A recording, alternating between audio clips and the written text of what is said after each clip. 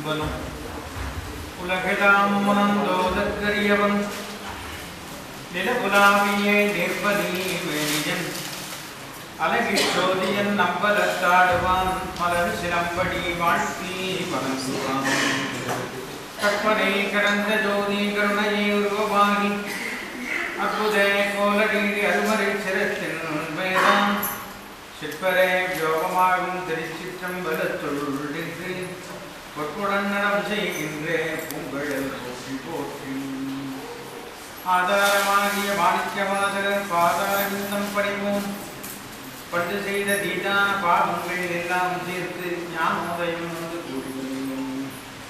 நம பார்வதி பதனே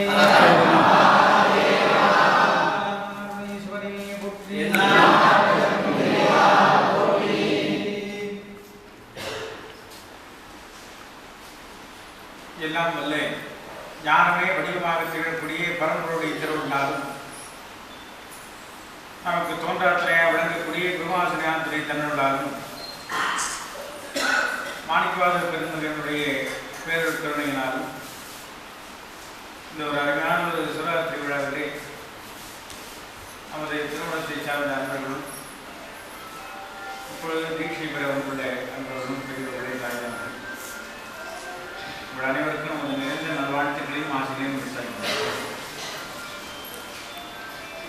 பரம்பொருடைய திருவிழாவிலே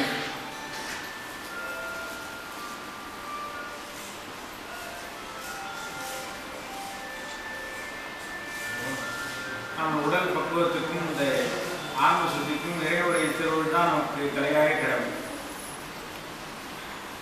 பொதுவாக ஒரு ஆன்மாவுக்கு 7 பிறவின்னு சொன்னார்கள். அதில் 6வது பிறகு மனித பிறகு அது மாணவராக பிறகு என்று உபயோகமே சொல்லுவார். அது போன்று அப்போ சாமி சொல்வாரு மனித பிறகு மனிதே மாநிலத்தை என்று அதுவே சொல்வார். மற்ற ஜென்மங்களுக்கெல்லாம் இல்லாத ஒரு பெரிய கருணை இந்த மனித பிறகு மட்டுமே இறைவன் கொடுத்தார். எத்தனையோ கோடான கோடி உயிரினங்கள் இருப்பதிலே எல்லாம் பிறந்து இறக்கக்கூடிய தன்மை தான் இருந்தாலும் கூட மனித பிறகு மட்டும் ஒரு தனிச்சிறப்பு என்னன்னா சிந்தித்து செயல்படுவதற்கும் சிரித்து மகிழ்வதற்கும் இறைவன் கொடுத்த வரப்பிரசாதம் மனித பிறகு மட்டுமே. ஆக யாரும் கொடுக்க முடியாத கொடுத்தா அவர்களுக்கு நன்றி சொல்வதே தலையாய கடமையாக வழிபாட்டையும் சொல்வார்கள். அந்த வழிபாட்டிலையும் பார்த்தீங்கன்னா எத்தனையோ விதம் இருக்குது. இன்னைக்கு அப்படி தான் ஆச்சு. யார் வேணால் எப்படி வேணாலும் வழிபாடு செய்யலாம், எது வேணாலும் செய்யலாம். இன்னைக்கு நவீனமாக போச்சு. வழிபாடுங்கிறது நம்ம முன்னோர்கள் நமக்கு இறைவனுக்கு செய்யக்கூடிய கடமையாக சொன்னார்கள், கடனாக சொன்னார்கள். கடமை கூட கடமைன்னா என்ன, செய்யாதது கடமை. இன்னைக்கு அப்படி தான் ஆச்சு. 9 மணிக்கு ஆஃபீஸில் இருக்குன்னா 11 மணிக்கு இருந்தால் கரெக்டாக இருக்கும். அதே இன்னைக்கு கடமையை கடன்கிறது வேறு. அதான் நன்றி கடன்னு சொல்லி வைத்தார். ஒரு சின்ன பொருளை எடுத்து கொடுத்ததுக்கு நம்ம நன்றி சொல்லணும். ஏதாவது வாங்கி கொடுத்தாங்கன்னா நன்றின்னு சொல்லணும். நீங்கள் நன்றியுமே யாரும் சொல்கிற கிடையாது. தமிழ்நாட்டில் தமிழில் பேசினா மதிப்பில்லாம் போச்சு. ஆக யாரும் கொடுக்க முடியாத கொடுத்த இறைவனுக்கு நன்றி சொல்வது இறைவனுடைய வழிபாட்டாக நமக்கு சொல்லி வைத்தார். அந்த வழிபாட்டிலே படிப்படியாக வைத்தார்கள்.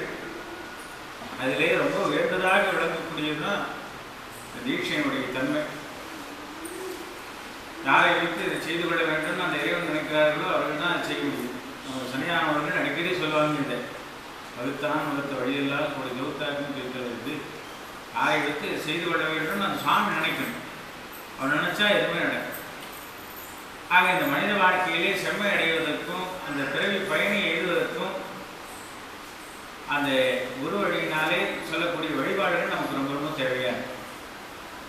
எல்லாருக்கும் இருக்கக்கூடியது ரொம்ப அதிகமாக இருக்கக்கூடியது என்னன்னா மனக்கவலை தான். இப்பேற்பட்டவனுக்கு அது இருக்கே இல்லையா? என்ன வசதிகள் வாய்ப்புகள் இருந்தாலும் கூட, ரொம்ப சௌகரியங்கள் நிறையா இருந்தாலும் கூட அவனுக்கு ஒரு மனக்கவலை கண்டிப்பாக உண்டு. ஏன் நம்ம இருக்கு, நம்ம மனசே சரியில்லை அப்படி சொல்கிறவங்க நிறையா இருக்காங்க. அதுக்கும் வள்ளுவர் ரொம்ப அருமையாக சொன்னார், தனக்கு இல்லாதவன் தான் சேர்ந்ததற்கெல்லாம் மனக்கவலை மாற்றுறது. மனக்கவலை மாற்றக்கூடியது யாரு? சிவரும் பொருள் மட்டும்தான் முடியுமே தவிர யாராலையும் முடியாது. நான் தான் தனக்கோவும் இல்லாதான் தாழ் சேர்ந்தார். தனக்கோவும் இல்லாதான்னு யாரு? சிவரும் பொருள் மட்டும்தான். வேறு மற்றவர்களுக்குலாம் எல்லாருக்கும் ஒரு உண்மை உண்டு. அவர் மாதிரி இவர் மாதிரி அவருன்னு சொல்லணும். அந்தம்மா பசு மாதிரி அப்படிங்கிறோம். அப்படின்னா என்ன முக்கியமாக பசு போல் அந்த உள்ளம் படைத்தவங்கன்னா அவர் நரி மாதிரி அப்படின்னா ஒரு நைட்டான உள்ள எழுதாங்கன்னு கேட்டார். இந்த மாதிரி தந்திரக்காரன்னு சொல்கிறோம் இல்லையா?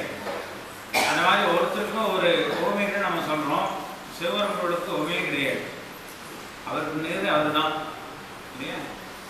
அதனால் தான் இந்த தன்மையும் இந்த அறிவுன்னா எம்மானையும் எல்லாம் அனுபவிச்சு பாடினார். அடியார்களுக்கெல்லாம் அவ்வளோ பேர் என்ன காரணம்னா எனதுரை தனதுரையாருன்னு ரொம்ப அருமையாக சொன்னார் ஞாபகம் சுவாமி. சாமி என்ன சொல்ல வச்சாரோ அது அருமையாக சொன்னார். அதுதான் அடியாருக்கு. அடியார்களுக்கும் மற்றவர்களுக்கும் என்ன வித்தியாசம்னா சாமி சொல்ல வச்சு குரு மூலமாக சொல்ல வச்சு கேட்டு நடந்து அதே வழி நடக்கிறவர்கள் அடியார். தன் சொந்த முயற்சியிலையும் சில பேர்த்தோட தேவையில்லாத எண்ணங்களுக்கும் மாற்றி போகிறவர்கள் அடியார்கள் ஆக மாட்டாங்க. இன்னைக்கு அடியார்களுக்குள்ள சில வேலைகள் சங்கடங்கள் காரணம் என்ன? அந்த தத்போதம்னு சொல்லுவார்கள் வடமொழியில், தன்முனைப்புன்னு சொல்லுவார். ஏன்னா சிவலோகம் பாவனைன்னு நம்ம ஆகமத்தில் மட்டும்தான் சொல்லணும். தன்னைத்தானே சிவமாக நினைச்சு பூஜை பண்ணக்கூடிய தன்மை அந்த அனுஷ்டானத்துக்கு மட்டும்தான் உண்டு. வேறு இதெல்லாம் கிடையாது.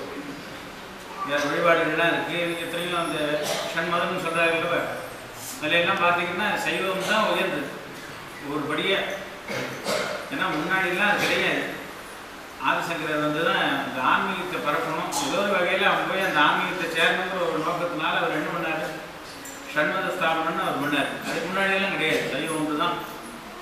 அவர் வந்து அது ஒரு வகைக்கு நல்லது பண்ணாலும் கூட அதுவும் ஒரு குழப்பமாக மாறிட்டு நிற்கும். இன்னைக்கு வந்து இந்த கடையில் வாங்கக்கூடிய பொருளாகிடுச்சு.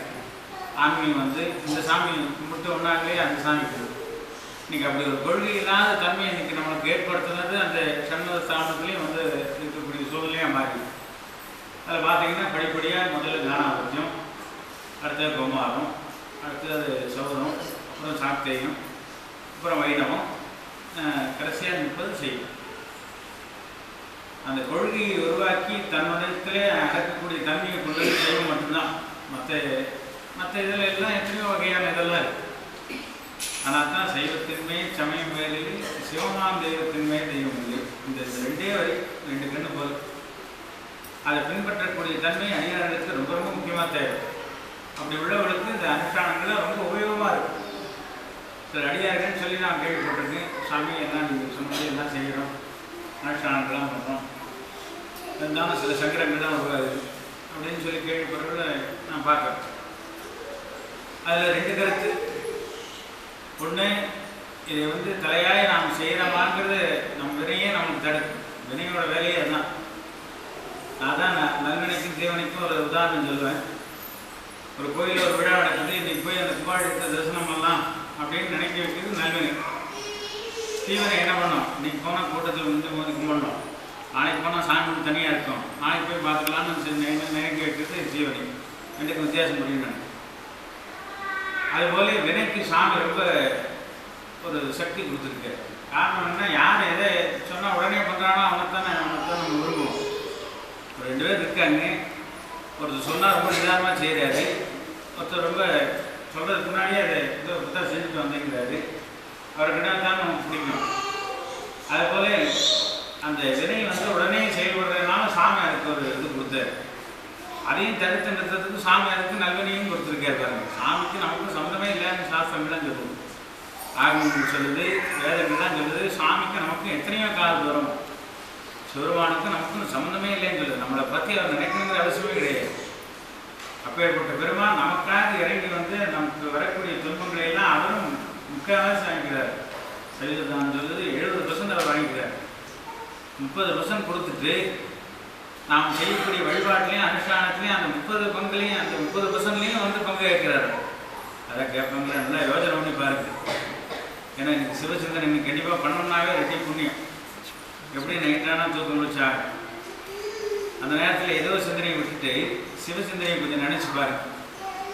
சாமிக்கு நமக்கும் தொடர்பு இல்லாதவர் நம்ம மீது கருணை கொண்டு 70% நமக்கு இருக்கக்கூடிய துன்பத்தை வாங்கிட்டு 30% கொடுத்துட்டு அந்த 30லையும் பங்கு கேட்க வராருன்னா அவர் எப்பேற்பட்டவர் அப்படின்னு சிந்தனை பண்ணிப்பார். சிந்தனை தான் வாழ்க்கை இல்லையா? ஆக எண்ணத்தினால தானே எண்ணம் போல வாழ்க்கைன்னு சொன்னாங்கல்ல. எண்ணத்தில் நாம் தெளிவு வருவதற்கு இது போல அனுஷ்டான முறைகள்லாம் நாம் முடிஞ்ச வரைக்கும் முறையாக செய்யறதுக்கு முயற்சி பண்ணணும். அப்போ அந்த அனுஷ்டானங்கள்லாம் பண்ணுறப்ப நமக்கு சில துன்பங்கள், சில சோதனைகள் இதெல்லாம் வருவதற்கு காரணம் என்ன? ஒன்று நம்ம வினை ஒன்று காரணம், ரெண்டாவது என்ன காரணம், நாம் செய்வதை முறையாக செய்கிறோமா, அதுக்கு தடை வந்ததுன்னா அந்த தடையை நம்ம பிரதானப்படுத்தி பார்க்குறோமா, இல்லை என்ன தடவை தான் சரி சிவத்துவம் நம்மகிட்ட இருக்கு, குருவோட ஆசீர்வாதம் நம்மகிட்ட இருக்கு. ஆக அது என்ன பண்ணிடும் அப்படிங்கிற ஒரு முனைப்பு வருதான்னு சாமி பார்க்குறோம். நமக்கு வர முனைப்பு என்ன வருது, இதுதான் வரணும், அது அங்கே வரமாட்டேங்குது. நம்ம அதுக்கு பிரதானம் கொடுக்குறோம், இதுக்கு துன்பத்துக்கு பிரதானம் கொடுக்குறோம். அப்படியே இவ்வளோ சோதனை வருது. ஆக இந்த அனுஷ்டானம் பண்ணுறதுனால நம்ம துன்பமா அப்படின்னு சிந்திக்கிற அளவுக்கு போயிடும். அவ்வளோ ஞானிகள் ஆகிடும். ஆக அந்த எண்ணத்தில் வந்து நம்ம மாற்றம் தரக்கூடிய தன்மை நம்மளுக்கு வந்துட்டு வைங்க. சாமி நம்மளை சோதிக்கணுங்கிற அவசியமே கிடையாது. சில பேர் சொல்லுவாங்க சாமி என்ன சோதிக்கிறாரு, அது வேலையே கிடையாது, நம்மளை சோதிக்கிறது தான் அது வேலையா. நல்லா நம்ம சோதிக்கிறதுக்காக அவர் வந்தார். மாணிக்கவாசனாக ரொம்ப அருமையாக சொன்னார். தாய் சிறந்த தயாமான தத்துவம்னு சொன்னார். தாய் சிறந்த தத்துவம்னு சொன்னால் கூட சரி அம்மா போல பொதுவாக எல்லாத்தையும் அம்மான்னு சொல்கிறோம், அதே போல் அம்மான்னு சொல்லுவோம். தயாவான தத்துவம்னு சொன்னார். ஆனால் தான் மாணிக்கவாசன் சாமியை கொடுக்கப்பட்டவங்க ஒவ்வொரு மணியும் வாசகமாக அந்த வாசகம் ஒவ்வொரு வாசகம் மணி போல் இருக்குன்னு மாணிக்கவாசன் சாமி கொடுத்தாரு. அனுபவிச்சு பாடினார்கள் ரெடியாகி. ஆக அந்த பக்குவம் நம்ம இடத்துல வரணும். முனைப்புங்கிறது நமக்கு தேவையில்லாத வேலை. அந்த முனைப்பை மாற்றங்கிறதுக்கோசம் தான் நம்ம அடியார்களாக வந்திருக்கோம். நம்ம என்ன பண்ணுறோம், விபூதி ஆரம்பிச்சுட்டோம், நம்மளே சொல்லுவோம் பாதிக்கணும், சாமி நம்ம வந்து கும்பிட மாட்டாரான்னு நினைக்கிற அளவுக்கு சில பேர் ஆயிடுறாங்க. சங்கடத்தை நான் சொல்கிறேன். வேற ஒன்றும் நான் யாரையும் ஒரு நகைச்சுவையாக சொல்லணும், ஒருத்தர் மனசு புண்மண்ணுங்கிறதுக்கோசம் சொல்ல. ஏன்னா நீங்கள்லாம் மடத்து குழந்தைங்க, இப்போ மறுபடியும் குழந்தையாக வந்திருக்காங்க. இவெல்லாம் உங்களை எல்லாம் காப்பாற்ற வேண்டிய தன்மை, உங்களுக்கு அறிவுரை சொல்லக்கூடிய ஒரு தன்மை தாய் பண்ணு இல்லையா. தாய் நிலையில் நான் சொல்கிறேன். பெரிய வரப்பிரசாதம் நம்மளுக்கு அந்த சைவத்தில் வந்து இருக்கக்கூடிய தன்மை. இன்னைக்கெல்லாம் ஒரு சாதாரணமாக ஒருத்தர் விபூதி எடுத்து போனாலே கிண்டல் பண்ணக்கூடிய தன்மையெல்லாம் இருக்கிறது நம்ம பார்க்குறோம் இல்லையா. சில பேர் ருத்ராட்சம் போடுறோம். நான் தான் நகைச்சுவையாக சொன்னேன். என் கூட முன்னாடி ஒரு பையன் இருந்தான். ரொம்ப நாளாக நான் ருத்ராட்சம் போட்டு என் கூட இருக்கையிலப்பா ருத்ராட்சம் போட்டீங்கன்னா நல்லதுன்னு சொன்னேன். சரின்னா அவங்க போடவே இல்லை. மறுநாள் பார்த்தா ஒரு ருத்ராட்சம் போட்டு வந்துருந்தான். எனக்கு ரொம்ப அதிகமாக போச்சு. பரவாயில்லப்பா, ரொம்ப நாள் சொன்னேன், நீ கேட்ட, நான் சொன்னதான் போட்டு வந்திருக்கேன் அப்படின்னு. அவன் அப்போ ஒன்றும் சொல்ல. ஏப்பா கேட்குறேன்னு சொல்லுறேன், நான் சொல்கிறது விவரம்னா சொல்லு, என்னன்னான்னு சொல்லு அப்படின்னு. இல்லை நீங்கள் சொன்னதுனால போடலைங்க, என் தலைவர் போட்டார், நான் போட்டேன். நான் ரொம்ப பெருமையாக நினச்சிருந்தேன். ஓ அடையே நம்ம சொன்னதால தான் போட்டிருக்கேன். சாமி அங்கேயே இது பண்ணார். அதே இப்படி நினச்சிருக்காரு. அவங்க மூலமாக ஒன்று சொல்ல வைக்கிறீங்கன்னு. அதில் வந்து அவர் மேலே எனக்கு பிரியமாக போச்சு. யார் இந்த போட்டோர் மேலே எனக்கு பிரியமாக போச்சு. பரவாயில்ல, நம்மளால் முடிஞ்சாவது அவர் விசாரிச்சுட்டார்ல, ஒரு பெரிய ஒரு சாதனை தானே. ஒரு 2 ஆண்டுக்கு முன்னாடி அவர் ரொம்ப உடம்பு சரியில்லாமல் வந்து நம்ம உடம்பு மூலமாக பிரசாதம் கூட கொடுத்துருவோம். ஏன்னா இப்படி ஒரு ஆன்மீகத்தை வளர்த்துக்கு இப்படி ஒருத்தர் சாமி ஒருத்தர் காமிச்சிருக்காரு. அந்த மாதிரி இன்னைக்கு அந்த கொள்கையோடு வாழக்கூடிய தன்மை நம்ம இடத்துல இருந்ததே. ஆனால் அதுக்கு சில சோதனைகள் இருந்தாலும் கூட சாமி நிவர்த்தி வந்து தருவார். நம்ம கூட இருக்கிற யார், சிவருமான் பரம்பொருளே நம்மளோட இருக்கார். சூரனுக்கே அருள் செய்த தெய்வம் நம்மளுக்கு அருள் பண்ணாத. சூரனை விடவே நம்மளாம் மோசமானவங்க இல்லையா, அவனோட நம்ம மோசம். இன்னைக்கு அதான் சொல்றது, சில கெடுதல்னாலேயே சில நன்மை நடக்குதுன்னு உண்டு. முருக பெருமான் இன்னைக்கு நமக்குலாம் அருள் செய்ய வந்து காரணம் யாரு சூரபத்மன் தான். அவர்களால என்ன முருக பெருமான் நமக்கு இல்லை. அதுபோல சில தீயதுனாலே நன்மை, அதுபோல வினைகளை வந்து நம்ம ஒதுக்கக்கூடாது. அது மூலமா போய் அவங்கனாலேயே நம்ம நன்மையை தேடி. அந்த மாதிரி குழந்தைக்கு வந்து இந்த மருந்து கொடுக்கறதுக்கு சில இதை உள்ள ரெண்டையும் சேர்த்து ஊத்துறாங்கல்ல, அந்த மாதிரி அப்படி வந்து அந்த வினையின் காரணமாக நம்ம வந்து அதை நன்மையாக மாற்றிக்கிறதுக்கு நம்ம முயற்சி பண்ணோம். அதுக்கு நம்ம திருவள்ளும் குருவலும் கண்டிப்பாக கூடாது. ஆக நமக்கு வந்து அந்த தத்போதங்கிறது நமக்கு அடியார்களுக்காகட்டும், இன்னைக்கு அந்த தீட்சை வாங்குறவர்களுக்காகட்டும் அந்த தன்மை நமக்கு வேண்டாம். இந்த சைவத்தில் வந்து இது நல்ல குரு அமைஞ்சு நல்ல நமக்கு பரம்பரையே நமக்கு வந்து அமைஞ்சு நமக்கு அருள் செய்கிறான்ற ஒரு தன்மை நமக்கு வந்துச்சுன்னு வைங்க, மற்றதெல்லாம் நமக்கு எல்லாமே நமக்கு தானாக வந்து சேரும். நம்ம யாரும் போய் தேடி போகணுங்கிற அவசியம் இல்லை. நம்ம பெரிய ஒரு டிபார்ட்மெண்ட் நம்மகிட்ட இருக்குது. சிவபெருமான் தான் நமக்கு எல்லாருக்கும் அருள் செய்யக்கூடியவர். மற்றவங்களாம் வந்து ரீட்டைல் வியாபாரி, நம்ம ஹோல்சேல் வியாபாரி நம்மகிட்ட இருக்கார். அவர் நமக்கு அருள் செய்ய தயாராக இருக்கார். அப்போ நம்ம ஏன் மற்றவங்க போய் இருந்தால் அங்கேயும் வந்து நம்ம போய் சிரமப்படுவாங்க. சொல்லாங்க பழமொழி கூட சொல்லுவாங்க, கையில் வந்து எல்லாம் அனுபவம் தான். பழமொழிலாம் என்றைக்கும் வந்து நம்ம வீணானது. ஆக நம்ம சைவத்தில் இருக்கோம், சிவபெருமானோட நினைக்கிறோம். அதே போல் பாரம்பரிய மடம் என்ன பொதுவாக பொது அமைவதுங்கிறது மிகுந்த காலம் என்ன சில பேருக்குலாம் அமைகிறாங்க, சரி வர இருக்கிறது இல்லை. உங்களெல்லாம் செய்கிற புண்ணியம் அதான் சொல்கிறாங்கல்ல, முன்பு செய் தவத்தின் நீக்கம்னு செய்கிறாதான் ரொம்ப அருமையாக சொல்லுவார். முன்பு செய் தவத்தின் நீக்கம், முன்பு செய் தவத்தின்னா என்ன அர்த்தம்? செய்யுதுன்னு அர்த்தம், செய்து கொண்டு இருக்கிறதுன்னு அர்த்தம், செய்ய போகிறதுன்னு அர்த்தம். இந்த ஊறுகாய்க்கு தான் அது உதாரணமாக சொல்லுவார். ஊறுகாய்னா ஊர்னது, ஊறிட்டு இருக்கிறது, ஊறப்போகுது. அது மாதிரி செய்யுன்னா அர்த்தம், செய்தேன்னு சொல்லாது. முன்பு செய் தவத்தின் நீக்கம், முன்னாடி செய்தது இப்போ செய்ய போகிறது செய்துன்னு இருக்காது. அந்த வகையிலேயே ஒரு குருவார் வந்து நமக்கு சாமி திருவிழாங்களுக்கெல்லாம் அமைச்சிருக்காங்க. அதை முறையாக பயன்படுத்தி கொண்டு சைவத்தினால சிவபெருமானால முடியாது, எதுவுமே முடியாது. அந்த ஒரு முடிவுக்கு வர முயற்சி பண்ணலாம். எதுவுமே முயற்சி தானே. நீங்கள் பண்ணுங்கன்னு சொன்னால் கேட்க மாட்டாங்க. அதை வந்து படின்னு சொன்னால் படிக்க மாட்டாங்க. படிக்கிறது பாருங்க, ஓ அவரே முயற்சி பண்ண சொல்கிறார், படிக்கலாம். அந்த மாதிரி நம்ம சைவத்தில் உள்ளவங்க முடிஞ்ச வரைக்கும் அடியார்களுக்கு தொண்டு செய்வது, செய்யக்கூடிய பக்குவம் கிடைச்சிருக்கேன்னு நினச்சி பண்ணுறது வேறு. நான் செய்யலைன்னா ஒன்றும் பண்ண மாட்டேன் அப்படிங்கிறது வேறு. இது ரெண்டுக்கும் வித்தியாசம் புரியுது. மஞ்சள் புரியுது. சில இடங்களில் கோயிலில் இந்த லைட் வாங்கி தருவான், அதில் உபயோகம் போட்டு அவன் 96 பேர் முழுக்க எழுதியிருப்பான். அந்த ஃப்ரேம் பார்த்தாலும் லைட்லேயும் எழுதியிருப்பான். அதை வந்து 4 பேருக்கு போட்டிங்கன்னா லைட் பற்றி நான் தான் வாங்கிட்டேன். இது பண்ணுறது சாமி கண்டிப்பாக எழுதவே மாட்டார். அது மாதிரி அடியார்களுக்கு பண்ணக்கூடிய பக்குவம், அந்த இறைவனுக்கு பண்ணக்கூடிய பக்குவம் எனக்கு கொடுத்த இறைவனுக்கு நன்றி சொல்கிறேன், எனக்கு கிடைச்சிருக்கேன்னு சொல்கிறேன். நான் இல்லைன்னா அவன் பண்ண போகிறேன் அப்படின்னு நினைப்பு வந்துருச்சுனாவே அங்கே வந்து சாமி அங்கே இருக்க மாட்டார், குருவருடன் அங்கே இருக்கு. ஆக நாம் தினந்தோறும் மடத்தில் பாருங்க, மடான விஷய சிஷ்யப்பதி சிஷ்யானா புத்திர பத்திர கலத்தாலினா மருத்துவக்கானாச்சு குரு பிரசாத சித்தி அப்படின்னு தினம் சொல்லும். அதாவது சிஷ்யர்கள், அவர்கள் கூட இருப்பவர்கள், அவர்கள் கூட இருக்கக்கூடிய சகாக்கள்னு சொல்லக்கூடிய அந்த நண்பர்கள், இவங்க எல்லாத்துக்கும் குரு பிரசாதம் கிடைச்சி அவர்கள் திருவள்ளை பெற வேண்டும். நம்ம திருமணத்தில் தினம் பிரார்த்தனை நடக்கும். ஆக சிஷ்யனாக தான் போய் சேரும். பொதுவாக சிஷ்யன்னு சொல்லிக்கிறத யாராலும் சிஷ்யன் சொல்லிக்கலாம். சூழ்நிலை தகவல் சில சிஷ்யன் சொல்லிக்கிறானே. இப்போ அந்த கூட உள்ள பையன் தலைவன் சொன்னாங்க, நான் தலைவனுமே எனக்கு இருந்துச்சு, பரம்பொருள் தான் ஞாபகம் வந்தது, அவனுக்கு தலைவன் ஒருத்தன். அப்படி அந்த மாதிரி பொதுவாக நம்ம சிஷ்யன்னு சொல்லிக்கிறதுக்கும் உண்மையான சிஷ்யர்களாக இருக்கிறதுக்கும் வித்தியாசம் இருக்குது. அப்போ நாங்கள் பூஜையில் பிரார்த்தனை பண்ணி உங்களுக்கு வந்து சேரணும்னா முடிஞ்ச வரைக்கும் நம்ம சொல்கிற கடைபிடிச்சா தான் அது வந்து சேரும். இல்லைன்னா அதை டைவர்ஸாக எங்கேயும் போக வேண்டியதுக்கு போயிடும். நான் சொல்ல புரியுதா? ஆக ஒரு கொள்கையோடு இந்த தன்மையை நீங்கள் ஏற்படுத்திக் கொள்ள வேண்டும். சைவத்தில் இருக்கிறதுக்கு நான் முன்னமே சொன்ன மாதிரி எத்தனையோ ஜென்மத்தில் பண்ண பண்ணி அந்த தான் அந்த சைவத்துக்கே வர முடியும். ஆக இந்த நேரத்திலே பார்த்தீங்கன்னா அந்த தீட்சைகள்லாம் வாங்கினவங்க முடிஞ்ச வரைக்கும் அந்த குருவர்களோடு, ஏன்னா குருவர்கள் கண்டிப்பாக துணை இருக்கும். குருவர்கள் அந்த அம்மா மாதிரின்னு சொல்லுது. அதான் நம்ம மாணிக்கவாசல் பாவம் தான் சொல்லுது. சரி கிரி யோக ஞானம்னு 4 வகையாக அடியார்கள் நமக்கு பாருங்கள். எப்படி அடியார்கள்னா நம்ம நினைக்கணும். நம்ம நினைச்சாவே போகிறோம் புண்ணியம். அப்புறம் நம்ம சொல்கிறது சாமிட்டு நம்ம எந்தெந்த வகையில் நம்ம இருக்கலாங்கிறதுக்கு அவர்களாம் ஒரு வகையில் சொல்லி வச்சாரு. சாப்பாடு போடுறதுக்கு பெருசு, விருப்பமான போடுறதுக்கு அதோட பெருசு இல்லை. ஒருத்தர் வந்து சாப்பிட்டாரு, என்ன மாதிரி நான் இல்லை, எனக்கு எங்கள் தாத்தா சொல்லி கொடுத்தாருன்னா நெறியான சாப்பிடுன்னு சொல்லுவாங்க. அதெல்லாம் சொல்லித்தான். இன்னைக்கு கொஞ்சமாக இறங்கி சாப்பிட்டா தான் அவனுக்கு அது ஒரு பெருமைன்னு நினைக்கிறாரு. அது பாருங்க, அது லைட்டாக கரெக்டாக சாப்பிட்டாரு அப்படின்னு அது ஒரு பெருமை. பெரிய தப்பு. சாப்பாடு எரியறவனுக்கு கரெக்டாக அவனுக்கு ஆகாரம் கிடைக்கவே கிடையாது. எங்கள் தாத்தா நைஸாக சொல்லுவாருங்க, 55 போயிடும்.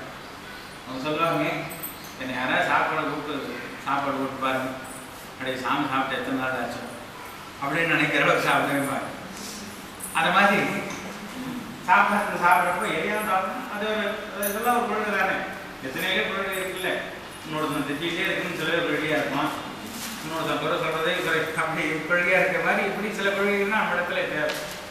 அந்த மாதிரி என்ன மாதிரி ஒருத்தர் சாப்பிட உட்காந்தாரு, அவர் வந்து எரியாமல் சாப்பிட்றதுன்னு வழக்கில் வச்சுருந்தது. அவருக்கு பிடிக்காது ஒரு காயம் வைங்க, அதை கொண்டு வந்து போட்டாக்கி அவர் அந்த அம்மா அவர் முதல்ல என்ன சொல்லியிருந்தாரு, அவர் எதை ரொம்ப விரும்பி சாப்பிட்றாரோ அதை மறுபடியும் கொண்டு வந்து போகணும்னு சொல்லிட்டான் அம்மா. இப்போ என்ன பண்ணாரு, அதை சாப்பிட ஆரம்பிச்சாரு. எல்லாத்தையும் சாப்பிட்றதுனால பிடிக்காத முதல்ல சாப்பிட்டோன்னா அதை எடுத்து சாப்பிட்டாங்க. அது முதல்ல சீட்டெல்லாம் எடுத்து சாப்பிட்டாரு. அந்த மாதிரி நினச்சா, ஓ இதான் அவருக்கு பிடிக்குமான்னு 4 தடவை ஒன்று என்ன வந்தது. அந்த மாதிரி இல்லாமல் பிடிச்சது போடுறதுக்கு ஒரு தனி விஷயம் தானே. அந்த மாதிரி நம்ம அடியார்கள்லாம் வந்து 4 மார்க்கத்தை காமிச்சாரு. சாமிகிட்ட வந்து எப்படி நம்ம அவங்க தன்மையில எப்படி இருக்க முடியுமோ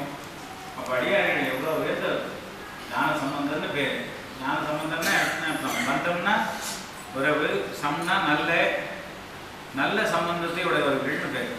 அவர் பாருங்க, நல்ல சம்பந்தம்னா எதோட? ஞானத்தோட சம்பந்தப்பட்டவர். பேரில் பாருங்க எவ்வளோ அர்த்தம் இருக்கு பாருங்க. பேருக்கு அவ்வளோ சார் தான் சம்பந்தின்னு சொல்றது உண்டு இல்லையா? சம்னா நல்ல, மந்தம்னா நல்ல உறவை கொண்டவர்கள் சம்பந்தின்னு பேர்.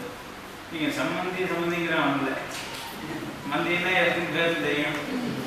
சம்னா நல்ல நல்ல குறைங்கே வாங்கினா அவனும் 2 வந்து சாப்பிட்டு போகிறான். கதையை சம்பந்தம்னு பேர். அப்போ நாம் பெருசாக அப்படித்தான். அந்த மாதிரி இப்படி நம்ம அடியார்களை நம்ம எந்த தன்மையில் நாம் சாமி வைத்து நாம் அந்த திருவள்ளுவை பெற முடியுமோ, அவர்கள் நோக்கத்தில் வச்சு சரி பண்ண முடியுமோ, அதை அவர்கள் நடித்து காமிச்ச மாதிரி சொல்கிறாங்கல்ல, அந்த மாதிரி நமக்கு அதுபோல் அனுபவத்தை கொடுத்த அடியார்களை கண்டிப்பாக நினச்சிக்கணும். அந்த வழியில் நாம் போவதற்கு ஒரு முயற்சி பண்ணணும். அந்த வகையிலே இந்த தினத்திலே சிவராத்திரி அன்னைக்கு அருமையான ஒரு நல்ல நாள். இன்னைக்கு தீட்சை பெற வந்தவர்கள், நம் திருமணத்தை சார்ந்தவர்கள் எல்லோருக்கும் இந்த வினையின் காரணமாக வரக்கூடிய துன்பங்கள்லாம் கண்டிப்பாக குருவுடன் திருவுடன் நினைச்சா கண்டிப்பாக நோர்த்தியாகும். நினைக்க வைக்கிறதுக்கு நாம் முயற்சி செய்யணும். என்ன அதுதான் காரணம். அந்த வகையிலே எல்லோரும் அந்த தன்மையோடு நடப்பதற்கும் முடிஞ்ச வரைக்கும் கொள்கையை நாம் பின்பற்றுவதற்கும் முயற்சி செய்ய வேண்டுமாக நாம் திருவள்ளுவை சிந்திக்குமாறு. அதனால தான் நம்ம மகா சங்கல்பத்தில் கூட இங்கே படிச்சிருப்பாங்க. முடிஞ்ச வரைக்கும் அந்த அனுஷ்டானத்தை பண்ணணும். பண்ண முடியாத நேரங்களில், ரொம்ப முடியாத பட்சத்தில் குரு ஆசீர்வாதத்தோட குரு உற்சவ பேரில் இப்படி பண்ண முடியாமல் போச்சுன்னா அவர் அனுமதியோடு அதை கொஞ்சம் நிறுத்தி வச்சு மீண்டும் பண்ணலாம். அதனால தான் அந்த ஆண்டுதோறும் ஒரு 3 தடவை இந்த விழாக்கள்லாம் நடக்கிறப்போ வந்து குருவில் நாம் பெற்றுட்டு போகணும். இந்த செல்லில் சார்ஜ் ஏற்றிக்கிறோம்ல, அந்த அப்போ அந்த சார்ஜ் ஏற்றி போயிட்டோம்னு இங்கேயோ நம்ம பார்க்குறோம், இங்கேயோ வழிபாடு செய்கிறது வேறு. திருவிழா காலங்களில் நடக்கிற மாதிரி தான் இங்கேயும் நாம் ஆசை வாங்கிக்கிறது. அந்த பீடத்தில் அந்த சொல்கிறாங்கல்ல இடம் பொருள் ஏறும்னு, அந்த மாதிரி அந்த இடத்துல வந்து நம்ம அந்த குரு ஆசீர்வாதம் வாங்கிக்கிறதுக்கு பாருங்க, அதுதான் உயர்ந்த சிறப்பு. ஆக நமக்கு என்னென்ன தேவையில்லாத சங்கடங்கள் வருது அதை அந்த குருவுடன் கண்டிப்பாக அந்த ஸ்ரீ மாதிரி அது வந்து அதை அழிச்சு விடும். அந்த தன்மை குருவுகளுக்கு மட்டும்தான் வந்து. அதனால தான் குருவட்டை நான் சொன்னாங்க. அதான் சிவருஷ்டை குருத்ரா தான் குருவனஸ்டே கஷ்டன்னு நாகம் வரும். சாமிகிட்ட சில தவறுகள் செய்தாலும் குருவிட்ட வந்து ஆசை பெற்றால் சாமி பண்ணிக்கிறாரு, குருவும் பண்ணிக்கிறாரு. குரு வந்து சங்கடப்பட்டு குரு நடத்துல சங்கட தேடினா சாமிகிட்ட போனாலும் கூட சாமி சொல்றாரு, அவர் தான் இருக்குல்ல, நான் தான் பண்ணிக்க முடியாதுன்னு சொல்றது. அந்த மாதிரி ஆகும் வாய்க்குமே இருக்கு. ஆக சிவபெருமானுக்கு முன்னாடி குருவர்களை சொல்லி வைத்தார்கள். அந்த வகையிலே உங்களுக்கு குருவர்களும் திருவள்ளும் துணையற்ற வேண்டுமாக இந்த நேரத்திலே கருணை கடவுளாக வரக்கூடிய பெருமானுடைய திருவள்ளுவை சிந்தித்து அந்த நேரத்தை அந்த வாழ்த்துக்களையும் ஆசிரியரையும் உண்டாக்கிடுறோம். இந்த உதய சிம்பரங்களுக்கெல்லாம் முன்கூட்டியே சொல்லிடுறோம். மற்ற உங்களுக்கு தெரியுமா தெரியாதோ, மற்ற மடங்களில் அப்படி உபதேசம் அதாவது தீட்சை வாங்கணும்னா குறைஞ்ச ஒரு 10 தடவையாக நடக்கிறது தான் கொடுக்குறாங்க. அது வழக்கம். காரணம் என்னென்னா அவன் பக்குவம் ஆகணுங்கிற ஒரு தர்க்கம். உண்மைதான். சென்ற ஒரு 4 ஆண்டுகளுக்கு முன்னாடி குஜராத் மாநாட்டில் இப்போ சென்ற முக்தி பெற்ற திருவாரூர் சன்னிதானம் நாங்களும் பேசிகிட்டு இருந்தோம். அப்போ சன்னிதானம் கேட்டாங்க, உங்கள் திருமணத்தில் மட்டும் தீட்சைன்னு கேட்டோன்னே நீங்கள் கொடுத்துட்றீங்க, எங்கள் மடத்துல எல்லாம் வந்து குறைஞ்ச ஒரு 10 தடவையாவது அவங்கள வர சொல்லி கடைசியில் கிடைக்காது போகிறோம் அப்படின்னு வர்றப்ப நாங்கள் கூப்பிடுவோம். அப்படி நாங்கள் கூப்பிட்டு கொடுத்துட்டுருக்கோம். இதுக்கு என்ன பொருள்னு கேட்டார். யார் சன்னிதானம் கேட்டாங்க. அப்படி நான் சொன்னேன், எங்கள் பீடத்தோட இது எங்கள் மரபு சன்னிதானம் எங்களுக்கு உபதேசம் என்னன்னா, அவங்க தீட்சை வாங்கிக்கணும்னு என்ன வந்துருக்குனாலே அது சுவாமி கொடுத்துரு. அது திருவள்ளுவர் தான் காரணம். சும்மா எல்லாரும் தீட்சை வாங்கிட்டு சில பேர் வாங்கி காசு வரும்னா பாருங்க, ஈரோடு அடியாரெல்லாம் நம்மளோட காசு தொடர்ந்து வந்துருக்காங்க. நீ காசு போனா என்ன சொல்கிறாங்க, கொஞ்சம் வயசாகிட்டு போகிறோம். இங்கே அப்படித்தான் கோயில் குழந்தை கோயிலுக்கு போகலான்னா வயசாகிட்டப்பா அப்புறம் கோயிலுக்கு போகலாம் அப்படிங்கிற மாதிரி இன்னைக்கு ஆகிடுச்சு. காசு போகிறதுனா அன்றைக்கெல்லாம் வந்து கடமைகளை முடிச்சுட்டு போகிறது. ஏன்னா இன்றைக்கெல்லாம் எப்பவுமே வசதி இருக்குது. அன்றைக்கெல்லாம் அத்தனை வசதிகள் கிடையாது. அவ்வளோ தூரம் போயிட்டு வர்றதுக்குள்ள இந்த கடமைகளில் ஏதாவது பங்கம் வந்துடக்கூடாதுங்கிறதுக்காக அவங்க எல்லாம் பண்ணிக்கிட்டு போனது வந்ததுங்கிற ஒரு நிலையில் பண்ணது. இன்றைக்கி அதை நாம் ரொம்ப நம்ம சௌகரியத்துக்கு ஏற்படுத்திடணும். வயசாமல் போகலாம் போக வேண்டியது. அவனுக்கு புண்ணியம் கிடச்சிருந்தனாலே அவன் போக வேண்டியதுதான். அந்த மாதிரி அந்த தீட்சை பெறணும்னு அவனுக்கு என்ன வந்துருச்சுனாலே சிவபெருமான் கொடுத்து வரோம். அது நாமையே தலையாக நிற்பானேன்னு நாங்கள் கொடுத்துட்டுருக்கோம். இதுதான் எங்களுக்கு உண்டானதுன்னு சொன்னோம். அதனால் ரொம்ப திருப்தியாக இருக்குன்னாங்க. ரொம்ப அருமை. இந்த ஒரு அருமையான வழக்கத்தை நாங்கள் கேட்டதில்லை. ரொம்ப திருப்தியாக இருக்குது. எங்கள் மரபு தான். இப்போ எங்கள் மரபு நினச்சா எங்களுக்கு சங்கமாக இருக்குன்னு நிறையா இருக்குது. அதுபோல் இங்கே நீங்கள் தீட்சை வாங்கணும்னு நினச்ச மாத்திரத்துலேயே உங்களுக்கு கொடுக்கக்கூடிய தன்மை இந்த கருணாமூர்த்தியினுடைய அனுகிரகத்தினால கிடைச்சிருக்கு. அதை இங்கே எல்லோரும் பயன்படுத்திக் கொள்ள வேண்டும். முறையாக அந்த உபதேசம் வந்து சன்னியாசத்தை நாங்கள் பிரார்த்தனையே கேட்டிருந்தோம். ஏன்னா உபதேசங்கிறது என்ன தெரியுமா, அப்போ மனப்பக்குவத்தோடு இப்போ வந்து அந்த கோஷங்கள்லாம் சொல்லுவார், நம்ம பார்க்கும்போது இதெல்லாம் சொல்லி அந்த கோஷங்கள்லாம் சொல்ல வழக்கம். என்ன காரணம் தெரியுமா, எத்தனை இடையூறுகள் இருந்தாலும் கூட அதை மனப்பக்குவத்தோடு வாங்கிக்கிறதுக்காக அப்படி சொல்லி வைத்தார்கள். ஒன்று. இன்னொன்று வந்து அந்த உபதேச மந்திரம் மற்றவங்க யாருக்காருமே நம்ம விழக்கூடாது. யாருக்கு அந்த ஒரு சிஷனுக்கு மட்டுமே உண்டான சிவரகசியம் அது. அது எல்லாரும் அதை பகிர்ந்து விடக்கூடாதுக்காக 2 விதமாக சொன்னாங்க. ஆனால் இன்னைக்கு பார்த்தீங்கன்னா சன்னியானம் உங்களுக்கு தெரியும், பெரிய சன்னியானம் கிட்ட நீங்களாம் ஆசைப்பட்டு இருப்பீங்க, தீட்சை வாங்கணும்னு இருப்பீங்க. சன்னியானம் ஒரு தடவை தான் சொல்லுவாங்க. அப்புறம் நாங்கள்லாம் வேண்டி விரும்பி அவங்ககிட்ட கேட்டு 3 தடவை சொன்னாங்க. இப்போ அவங்க ஆசிரியர்கள் இப்போ நான் 5 தடவை நான் சொல்லிட்டு இருக்கேன் உபதேச மந்திரத்தை. அதை மீண்டும் அதுக்கு மேலேயும் கேட்கலன்னா அப்புறம் அது வெளியே தான் காரணம். நான் முடிஞ்ச வரைக்கும் நாங்கள் பொறுமையாக 5 தடவை சொல்கிறோம். அதுலேயும் நீங்கள் மறுபடியும் வந்து எழுதிக்கிறது, ஒரு சீட்டில் எழுதி கொடுக்குறீங்களான்னு கேட்குறது இதெல்லாம் என்ன தவறானது. இதான் சிவ அபராதம்னு பேர். நான் தான் அபராத சாடின்னு இந்த சாமி சிவராமனுக்கு சொல்கிறாங்க, சாமி பொறுத்தொழுன்னு சொன்னாங்கல்ல, இதெல்லாமே ஒரு அபராதமாக நமக்கு மாறும். அதனால் முடிஞ்ச வரைக்கும் அந்த தீட்சை வர்றவங்க ஒரு முனைப்போடு இருந்து இங்கே வந்து ஒரு மதத்தோடு இருந்து அந்த தீட்சை பெருமாறு கேட்டுக்கொண்டு எல்லோருக்கும் அந்த நிறைந்த அந்த வாழ்க்கையிலையும் மாற்றம் நம்ம பார்வதி பதவி